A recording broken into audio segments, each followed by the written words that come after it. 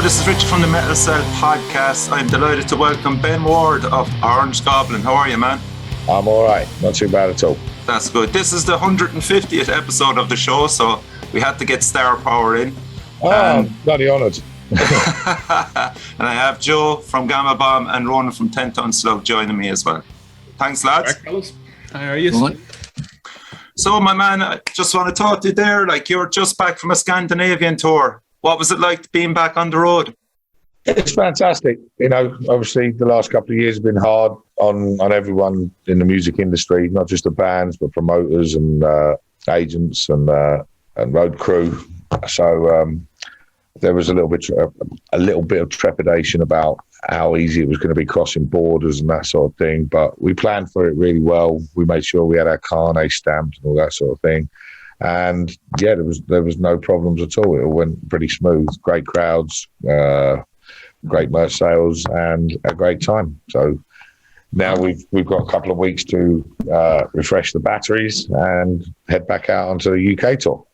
Yeah, lovely. So was this the first tour, man, with the new bass player? Was it? It was the first tour. Yeah, obviously we've done a few shows with Harry, and he settled in really well since day one. Really, he was a natural choice for the job. And we did a couple of shows in the summer. We did Bloodstock Festival. We did that Night of Salvation, the Damnation Festival, and Hard Rock Hell. But yeah, this was the first sort of string of dates we've done with Harry. And, you know, he's taken to it like a duck to water. He's brilliant. He learned the songs during the whole sort of lockdown period. And we've now got, you know, quite a wide range of songs from our back catalogue that he's learned and we can go ahead with. So everything's looking rosy in the Orange Goblin camp for the future. We've got a new record deal and plans to record and release that next year. So yeah, all good. You didn't have to pass any initiation rites, Ben, no? Harry's been a long-time friend of the band anyway. I mean, going back to before we was Orange Goblin, it was called Our Haunted Kingdom. Harry used to play in a death metal band called Decompose, so we used to know him from them days. And it was him, when he was in Hangnail, that coined the phrase "Orange fucking Goblin, baby," and got quoted on the back of the T-shirt with it. So you know, we didn't really have to initiate him at all. He fits in really well. You know, he likes to drink, he likes to laugh. We'll like the same kind of music, the same sort of comedy, and you know, he's the perfect guy for the job. Did he do guest vocals on one of the albums, the earlier album? Yeah, he sings on Turbo Effluent off the Big Black. Yeah. And the reason for that song being called Effluent instead of Elephant was the fact that in the studio we were so stoned. We was watching a TV show about some sort of wildlife thing. You know, we're in the studio and the TV's only got like 4 channels or something. So we start watching this thing about elephants on safari. Everyone's so stoned that they couldn't actually say the word elephant properly. Coming out Effluent. And I think Chris was sitting there and someone had mentioned, like, why does it always look as if elephants are moving in slow motion?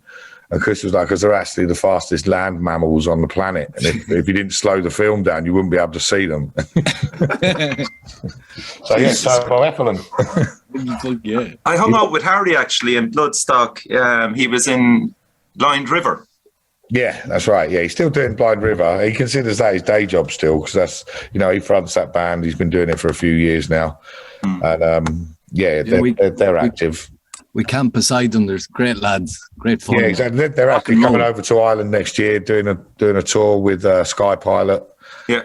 Booked them both some shows over here in the UK as well. So I know Harry's looking forward to that. Yeah, man, you have a huge Irish fan base. You know, how do you feel about hitting Ireland?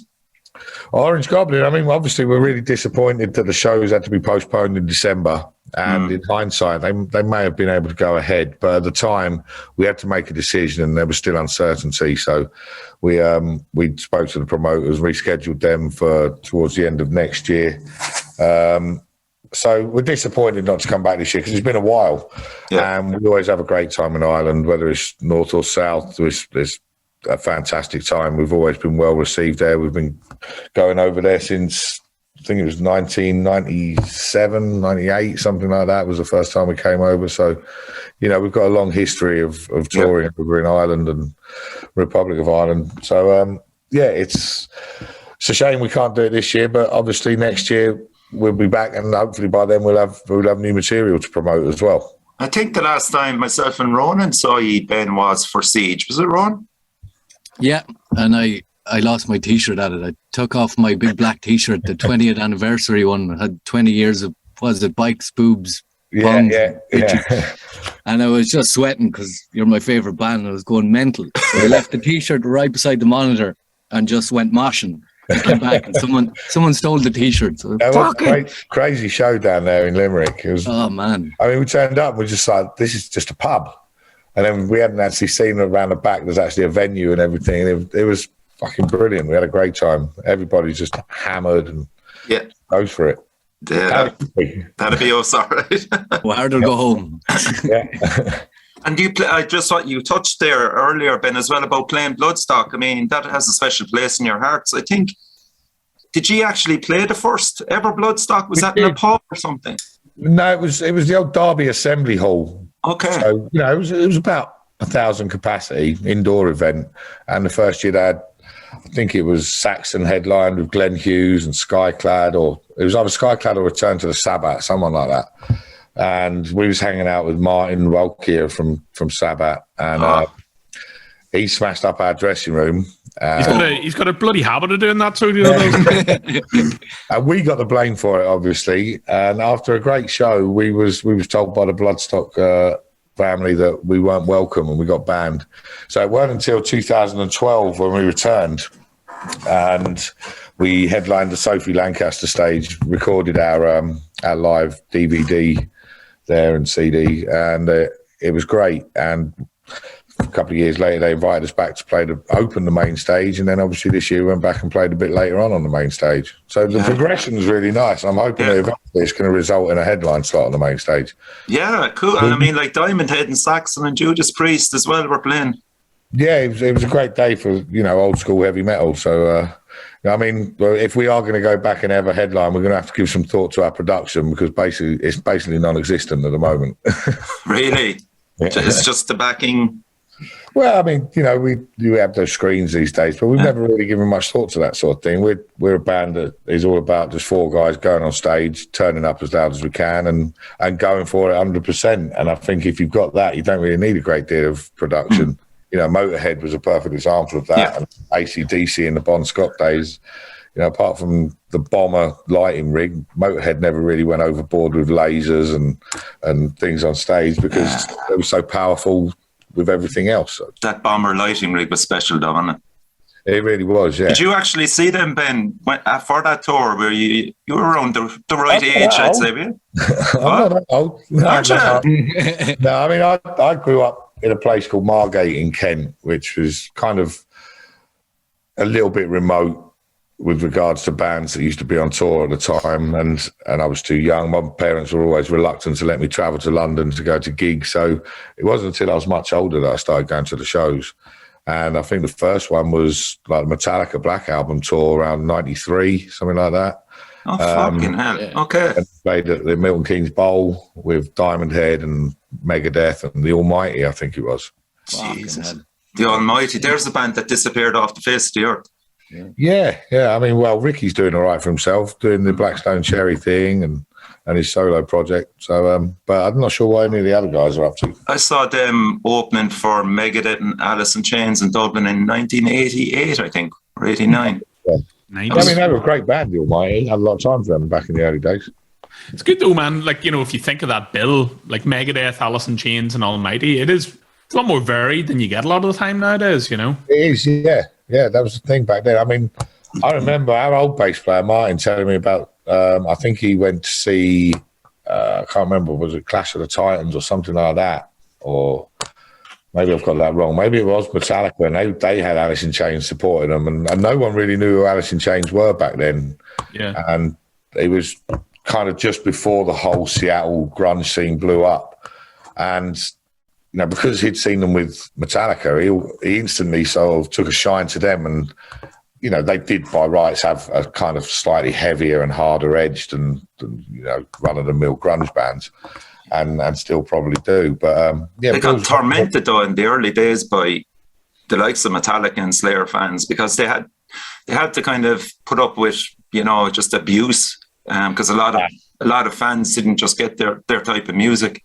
Yeah, I think that's kind of a famous thing within the scene, that if you support Slayer, you're going to get abused anyway, because Slayer fans are generally there just to see Slayer.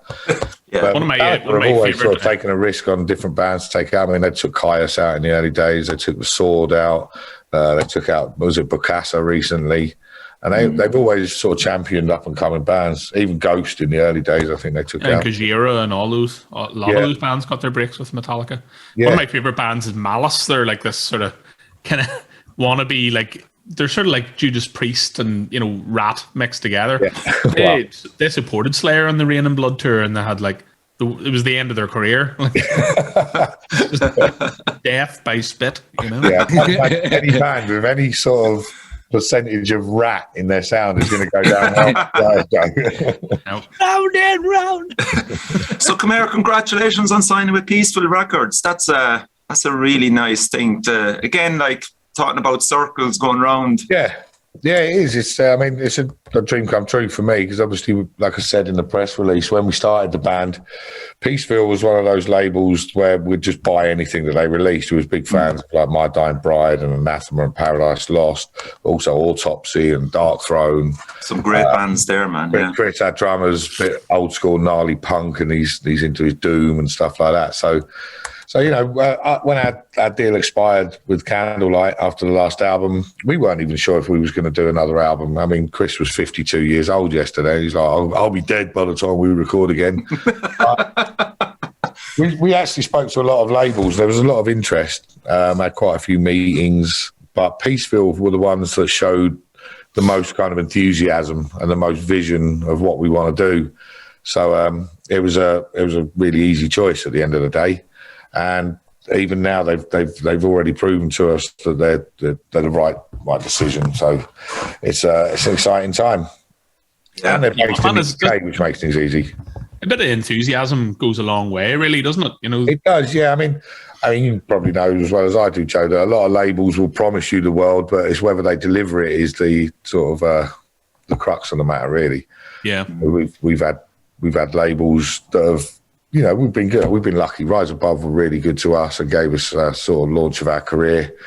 First 5 albums, and Lee Dorian was a massive help, obviously taking us on tour with Cathedral and taking us to Japan and putting us on tour in the States and things like that.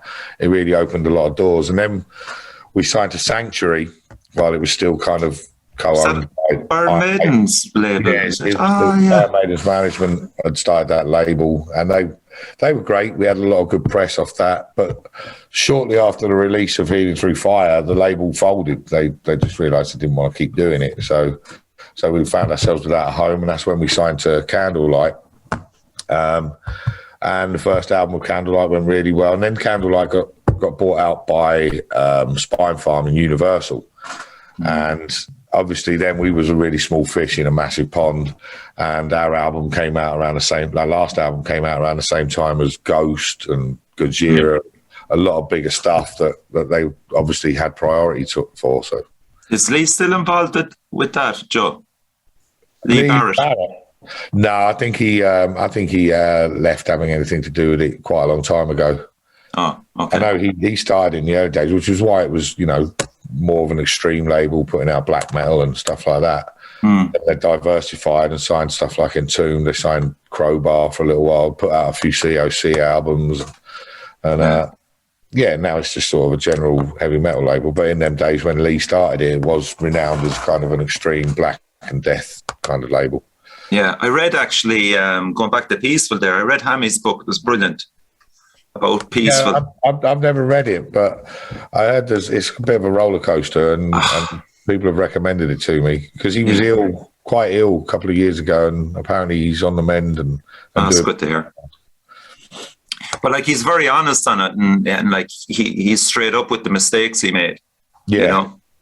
I think that's what comes through in Peaceville. It's still very down to earth. I mean, they've released albums by some of the biggest bands in the metal scene. But they're still grounded, and they still try to nurture homegrown talent. Looking at bands like Hell Ripper that have signed to them recently. Yeah, great band. They're played with them before. Great fun. Yeah.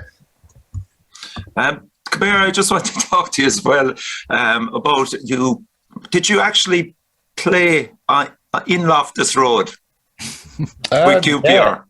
Yeah, I mean, that's where I met Martin. And when like I say, I grew up in Margate and I left there when I was 15. Martin and I were doing a 2-year apprenticeship as footballers at Queen's Park Rangers. And this is going back to when QPR were actually, half decent. It was the first division still then, before the Premier League. And the 2 seasons we were there, they finished top London club, finished above Arsenal and Spurs. Was Clive Allen with them then? Clive Allen wasn't with them at the time, but he used to hang around the club quite a lot because he's obviously a legend there. At the time, the stars were like Les Ferdinand, Andy Sinton, Roy Wegerle, Darren Peacock.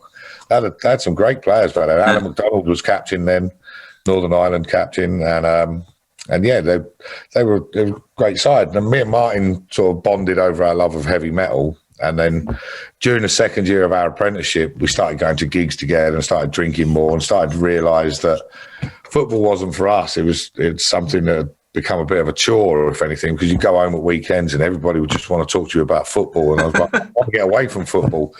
So music was where it was at. And that's how we came to meet up with Joe and Pete, who Martin knew from where he lived in London, Northolt. And we were sitting around on the dole at the end of that apprenticeship and listening to music all day, getting drunk, and said, why don't we start our own band? Let's have a go at doing something.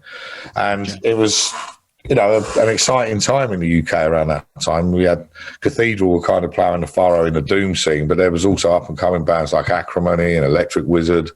Morn were established then, and you obviously had that whole Peaceville scene, like I said, with Paradise Lost and Anathema. So doom was quite prevalent within the UK. And being based in London, anytime bands came through there, we'd sort of pitch ourselves to be the support act, and we were lucky enough to get on a lot of shows, and we got noticed by Lee Dorian and signed to Rise Above quite early on. Wow. I mean, yeah, exactly. That was key, really, wasn't it, being in London? It was, yeah. I mean, not just for that UK doom scene, but also the sort of what they call the stoner scene from the US when that was kicking off and getting tied in with the whole Sabbath thing.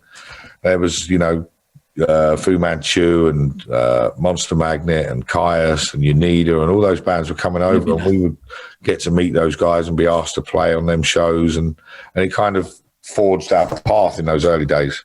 Yeah, and you get to know a lot of these lads as well. Exactly, yeah. We were very lucky. We're not blind to that. I mean, no one sort of stays around for 26 years without some hard work as well. But we do appreciate that we was in the right place at the right time, I think. What are you saying, Joe? I was going to say, do you think it was more you guys got in some way lumped in with the US stoner stuff? Like, because it always seemed more Sabbathy or Motorheady even before you guys started sounding. Exactly, yeah. I mean, and at the time, we kind of embraced that whole getting lumped into the stoner thing because it kind of elevated our career and we didn't have a problem with it. And then only after that whole scene started to get a little bit stale, when you had Scandinavian bands started calling themselves Desert Rock and things, and it was kind of made a mockery of the whole thing. We was like, do you know what? We've always been into like doom and the slower stuff, but not so much, what you'd consider the essential stoner rock albums. For me, it's stuff like Jerusalem by Sleep and the Electric Wizard albums. We're not that slow, and like Joe says, we've always had more of a Trouble influence and a Motorhead influence, and mixed that with Black Sabbath and just generally everything that we like as a band. Yeah. Now you can correct me if I'm wrong, Ben, but I remember when he came out initially, and I don't know, was it fucking Kerrang or one of those magazines? They weren't too kind to you, put it that way. Initially, it was a lot. I mean, is that true? I can just remember something about the name or something. Yeah, because the name seemed ridiculous at the time. We dressed like a bunch of fucking idiots. We were all wearing flares and sort of 70s throwback jackets and things like that. So we didn't do ourselves any favour. And the fact that we weren't very professional in them early days. We was complete and utter pissheads. And we used to see shows and tours as an excuse to just go and drink as much as we could, and the show was secondary. So a lot of the criticism that was thrown at us was justified because we were a disgrace. but we soon learned, especially when we got someone like Lee Dorian puts his faith in you, and you start touring, and then you start headlining shows, and people are coming out and paying their hard-earned money to come and see the band. You realise there's a responsibility to actually be a little bit more professional. So we learned from that, and it held us in good stead. But yeah, a lot of the criticism in the early days was very well justified. And G, that as well, Joe, with G, the Gamma Bomb, did you find that? Well, like, you're right in the sense that it's only whenever you start seeing tour support bills and stuff and you see that people are spending tens of thousands of pounds that you're like, oh shit, fucking maybe we should get a backdrop, you know, and that kind of thing. Like, yeah, like I think every band starts out the same way, and especially like, you know, everyone in Ireland's probably a big boozer. Yeah. But like, whenever you're young and you're a fan of booze and, you know, you're given carte blanche, it is very hard to sort of get your act together, and it does take a few years, you know. Yeah, exactly. Yeah, I don't think any band ever sets out to have a real kind of, you know, expectation of where they're going to go with it. And we did, especially when we started the band. As I say, we were all sitting around unemployed, and it was something to relieve the boredom. And we'd have been happy if we'd just sort of recorded a demo, put that out, and maybe got a few local shows. But it kind of snowballed really quickly, and we didn't really sort of understand how quickly it was happening. And we'd gone from playing like the Swan and Bottle in Uxbridge to a bunch of pissed up twats on a Friday night to supporting Cathedral in Japan. Wow. So it was like 3 years, in the space of 3 years. So it kind of came at us pretty fast. And it took us a while to sort of take that in and realise the difference between when we'd started and where we were at. Yeah, maybe it was. Do you think the Big Black album was the change there, where you started getting a lot of positive press? And Big Black did get us a lot of positive press, but so did Time Travelling Blues. Time Travelling Blues, I think, was the one that, because there was a change of sound. The first album, Frequencies from Planet 10, I think you can tell is the sound of five guys, as it was at the time, because Pete was still in the band. It was five guys that were, you know, let loose in a studio for the first time, like a kid in a candy store. And we've got fucking keyboards on there and all these weird vocal effects and just pissing about with everything we could find, basically. Good piss, though. Good piss. Time Travelling Blues was where we kind of found our niche. And that was essentially where we said, you know, we wanted to escape from all that stoner, spacey rock and go more in the direction of the greasy, dirty biker rock of Motorhead and what we're more sort of known for these days.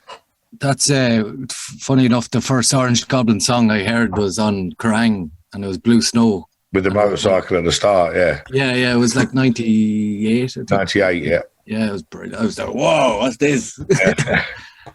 But yeah. And Ben, were you full time at it at that stage, or were you holding down jobs? No, we all had to work loads of city jobs. We was doing warehouse jobs because, you know, you get them through a temping agency, and you could go in and work when you needed to, and then if you had a tour coming up, you just quit your job and then pick it up again, hopefully when you come back. So we jumped from job to job. We worked doing all sorts of shit, like I say, driving forklifts, working in warehouse, wrapping stuff, making picture frames. Joe and I worked at Wembley Arena making sandwiches in the pre-packing kitchens and things like that. Jesus and Christ. then managed to go back there and play there a year later or a few months later, which was that's a classic. What was that show, man? What got you to Wembley? It was we toured with Alice Cooper and Dio in 2000. Oh, man. It was the Brutal Planet tour, Alice Cooper. Oh man, that has a great album as well. Yeah, it was fantastic production every night. I mean, he was doing the best songs off Brutal Planet plus all the hits from his back catalogue, and he had Dio as main support. And then we got a call from our agent at the time, was Derek Kemp at the agency, just said, I think I've landed you guys the opening slot on this tour. And was like, what's the venues? It was like, well, it's Wembley Arena, Birmingham NEC, Bournemouth Arena, Cardiff Arena. We're like, count us in. And it was like, we'd, you know, gone from packing sandwiches at Wembley Arena to treading the boards there. I mean, it was kind of euphoric, but soul destroying at the same time, because it was one of those tours where the two, you know, headline band and the main support would have such long sets that we'd get half hour squeezed in, and we was going on stage as they opened the doors. So you'd walk out of Wembley Stadium, there's like 21 people in the ring. But it was cool. It was great. There's maybe a bit more of that back in the day. I remember seeing Alice Cooper and Viking Skull were opening the show. Oh yes, I used to see a lot more of that, where like some up and coming UK bands who weren't necessarily, you know, popular metal could get a shot, you know. Yeah, I was talking to Gordon from Raging Speed on about that the other week. It was we was saying about, you know, Viking Skull was do a 20th anniversary or something, and he's saying he's trying to get them back together, do something. And we talked about both supporting Alice Cooper and doing stuff like the Bulldog Bash back in them early days. It was great times. Ben, like as a front man, having seen the likes of Ozzy and Ronnie James Dio and stuff as well, did you know, just the way they delivered, the way they talked to the crowd as well, did you pick up anything from those? Oh yeah, obviously. I mean, I'm not ashamed to admit that I pick up a lot from every band we tour with, whether it's, you know, legends like, I mean, I've never toured with Ozzy, but we did the Ozfest in California, got invited over there by Sharon to open the main stage, which was a huge honour. And, you know, we've toured with the likes of, as you say, Dio and Alice Cooper, but touring with Down and Phil Anselmo and Clutch and Neil Fallon and St. Titus and Wino and people like that I always looked up to as a front man. You kind of do stand there and you learn from it. And in them early days, like I said, I was a bit naive to how I should conduct myself. But when you're on tour with the likes of Neil Fallon, you learn how to be a lot more professional and look after your voice, especially when you're doing longer tours and longer sets every night. You can't just sort of smoke and do lines and drink fucking 15 beers every night, because you wake up the next morning and you've got no throat left. So you have to be a bit more wary of all that sort of thing and look after yourself a bit. Yeah, sleep is important. Yeah, we never used to think it was in them early days. It'd be like, so you could stay up the longest, but. Ben, where was the live album recorded then? The Rough and Ready, the one that came out during the pandemic? That was our Christmas show at Coco in London a few years ago. There was some footage, some stuff recorded at Selac Open Air Festival in France, and the other stuff was recorded in Athens in Greece in 2019 when we went out there and did a couple of shows.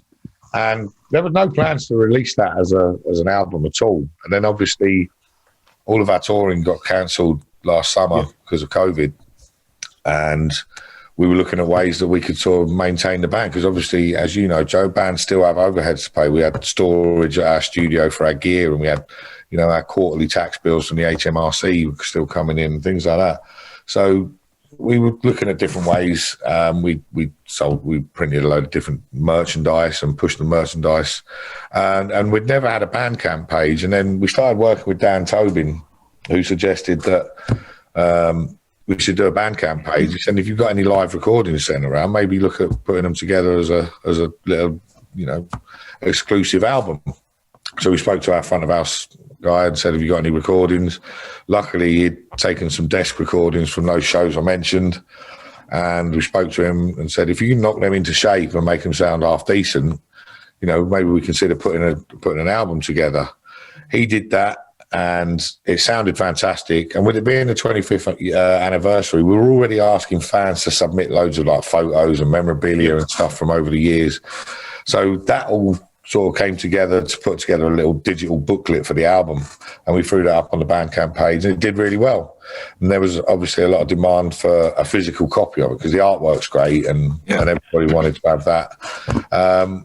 So we spoke to a few labels and we sorted out a deal, and now obviously I've got one here. The CD is out now, and the vinyl copy is coming out March 22nd, I think it is, next year, or May 22nd. I can't remember exactly, but you find though, man, like Bandcamp, I find that like there's a lot of goodwill towards bands with it. Like in terms of, you could get fans who are paying 15 quid whenever you can only pay a $5 to download it or listen for free on Spotify, you know. That's it. And I think Bandcamp have been very supportive of bands throughout the whole kind of lockdown and COVID period. That first Friday of every month, they'd waive their fees, so the bands take 100% of the money that was being paid to them, which was really helpful. And yeah, it's a decent platform. I mean, didn't have those platforms in the early days when we were starting out. There was no SoundCloud, no Bandcamp. No, we were all busy trading tapes. Exactly. That's how we used to do it. It was all tape trading and standing outside gigs in the rain, handing out flyers and things like that. Yeah, for fuck's sake. And it's changed. Now bands can sort of record at home using Garage on their phone or something, put together a sort of 6-track EP, whop it up on Bandcamp, and bosh, they're ready to tour. Yep. Yeah. Amazing, isn't it, how fast that technology is after It is, yeah. And you can pay for it in Bitcoin as well. It's kind of changed the way the whole music industry works. Now, you used to have to go out on tour to promote a record, but now you have to sort of record a record to promote a tour. It's kind of changed everything. Yeah, I mean, would you think Orange Goblin would have been discovered now if he were? Yeah, we're that good. I'd like to think so. Obviously, you can't tell. That's why it goes back to what I was saying earlier about being in the right place at the right time. It was just there was something happening within that scene, and we came along at the right time. I mean, like no more than Ireland, Ben, as well. The UK don't support the arts or music either, do they? No, really. No, I mean, the government don't really give a shit. Whereas you've got Scandinavian countries where they get a massive grant from the government to help them pursue a career in music. And I know there are other certain countries across Europe that do that as well. But here, it's almost as if, you know, as we saw during COVID, we were the last thought. We were the first industry to get closed down, and we were the last one to reopen. And it was touch and go about whether the government was going to support anything, whether they were going to sort of pay insurance fees to festivals that were losing millions of pounds because they had to cancel and roll their lineups over. And it was just, you know, a worrying time within the industry. And it took a lot of campaigning on behalf of, you know, people from the Musicians Union and from the live sector, and Mark David at the Music Venues Trust and people like that really did kick up a stink and cause a fuss and say, look, you know, this is an industry in this country that's worth £6.2 billion a year, which is more than like the fishing industry and things. And there was just people just brushed it aside. The politicians brushed it aside, which is a shame, because, you know, if you look at between, you know, the UK and Ireland, the amount of fantastic music that has come out of this area over the last 50 years is incredible, given the world, you know, the likes of the Beatles, the Stones, Pink Floyd, The Who, Led Zeppelin, Black Sabbath. It's an insane volume of talent that has come out of a tiny island. So why they don't promote it and support it, I don't know. Yeah, it's very frustrating. Maybe that's why the music is good, though, because, you know, we've had that impression. We're always fighting against something. I think you have to have that kind of that negativity to push against to create something worthwhile. Look at punk, and when that came around, it was. Can only make good albums when the Conservatives are in power. You know, whenever the Conservatives are out and Labour come in, you know. You look at when Metallica was singing, their music was great, and then they became millionaires, and well, yeah. I am the table. Speaking of new music, do you think Harry will play much of a role in writing with the new? Absolutely. I'd like that. We've encouraged him to write, because I think that's important. That it's a different band now. We don't just want to sort of recreate what we've done in the past with Martin, and there's no disrespect to Martin, but obviously. Yeah, shout out to Martin. Yeah. Harry has to sort of have his own input and his own influence, and with his background and his pedigree, I think that can only be a good thing. You know, he's a very talented musician. He's not just a bass player. He's a great vocalist, a great guitarist, plays keyboards, sort of plays anything he turns his hand to, really. So it's going to be interesting to see what he comes up with. And have you, to know the way you have a certain producers that you go to the whole time, are you going to... Have you got that far yet, even? We've got some ideas. We started talking to people, and it's just a case of schedules. I mean, obviously, it's not worth us booking a date to start recording yet, because we haven't got a single song written. Oh, haven't you? Okay. There's a lot of ideas knocking about, and we've got to start knocking the riffs into shape. But that's the way we always work. It's kind of like Joe, Chris, and in this case, Harry, are all coming up with all these ideas, and we've got like a WhatsApp group where we trade ideas and we're listening to them, and now it's like that one will work with this one, and start putting it together. But obviously our focus has been on getting Harry match fit, doing the Scandinavian tour and this UK tour, and once that's out of the way, in the new year we'll focus on the writing and recording. You might have an old guest vocalist on it as well, or a guest musician. I don't know. I mean, the last time we had Phil Campbell from Motorhead played on the last album, which was great. But we haven't really given any thought to that. The Phil Campbell thing happened because it was like a mutual. I was working for Phil at the time. I was just booking agent. And and became good friends. Just happened to mention it to him, and he was like, "Yeah, I'd love to. It'd be an honour." And then, you know, he returned the favour and got me to sing on his solo album last year, the Old Lion Still Roar, which was an incredible thing for me because he took me down to his studio in South Wales, and you walk in there and he's got all the old Motorhead stage carpets on the floor and all the Motorhead cabinets with the War Pig fucking spray painted on them. Just like, oh man, this was like fucking Pandora's box for me. And yeah, and then you know, it's just an honour to be asked by Phil Campbell, who played in Motorhead for 30 years. So, and then see my name on the back of the album, sandwiched between Alice Cooper and Dee Snider. Doesn't get better than that, man. No. Rob Alford's on there as well, so you know, I was in good company with that. It was nice. I tell you could retire on that loan, man. That's class. Exactly. I wish I could. I ain't seen any royalties. And you're also working, Ben, as for United Talent Agents. How did that come about? I was. I'm not anymore. Okay.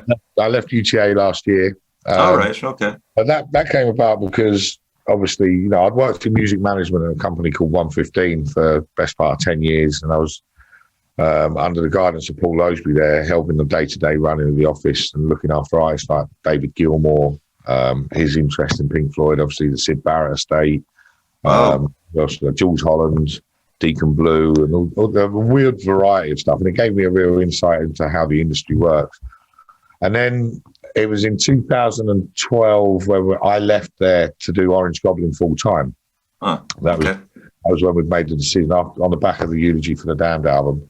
And we had a couple of years touring the world, did really well, but we was a bit naive about the financial side of it, and it didn't really work out. So we all had to come back and find jobs. I did a bit of work as a tour manager, looking after a few bands and touring around Europe. And when I came back from that, Paul Ryan, who was the guitar player in Cradle of Filth on the first album, he's a long-term promoter and established booking agent now, who looks after a lot of big bands at what was then the agency group, and then became UTA.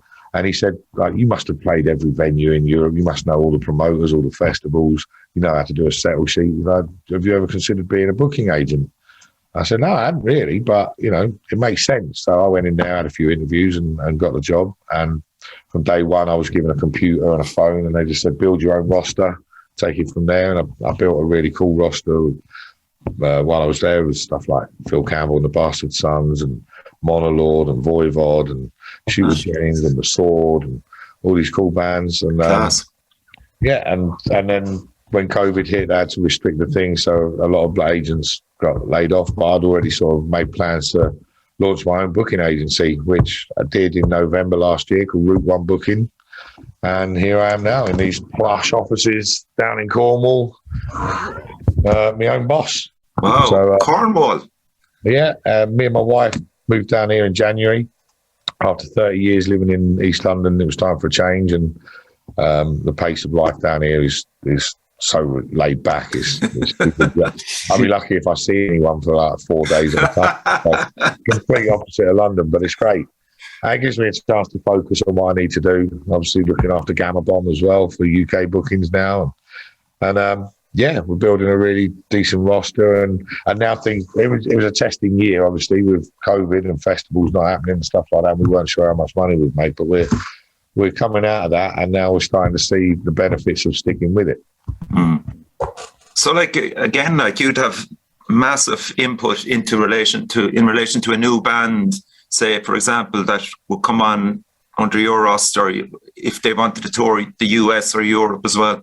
Yeah, I think so. I mean, in the old times, a booking agent was, you know, just that. They would take care of the live side of things. But I think with the music industry the way it is now, and the technology involved, and the need for strategy, and the label, the management, the booking agency, all to be in tandem and work together, you kind of take on a bit of everything. So a booking agent might sort of do a bit of management as well, and just advise and consult to artists, and it's very different from how it used to be.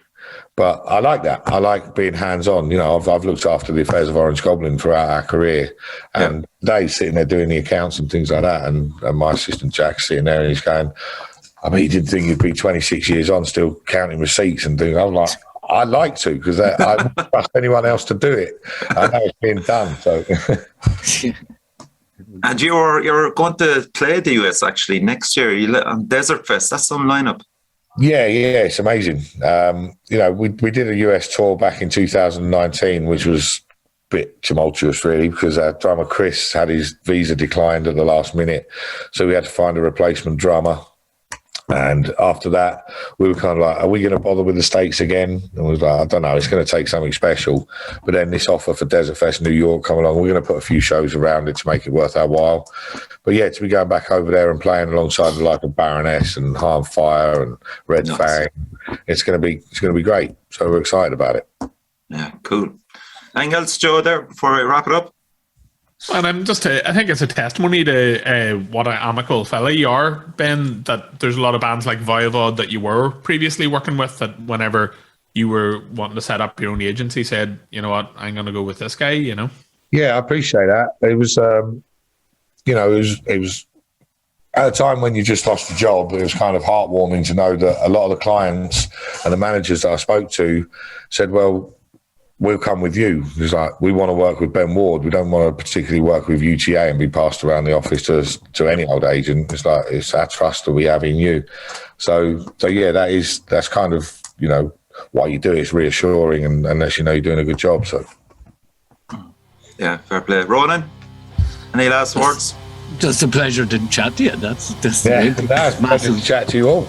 Massive fan. Massive fan, exactly.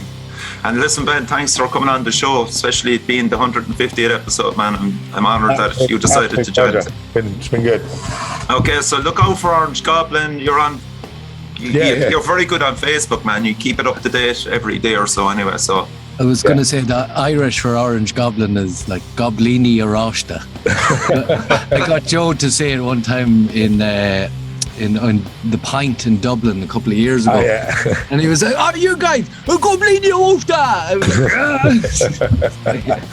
Just for future reference. I don't think Joe was particularly trying to say it like that. He's probably just pissed. Yeah. And thanks a million for coming on the show again, Ben. Much appreciated. Look forward to getting back to Ireland next year. Cheers, guys. Yeah, thanks, Joe. Thanks, Ronan. And crucially, support your local metal scene. Cheers.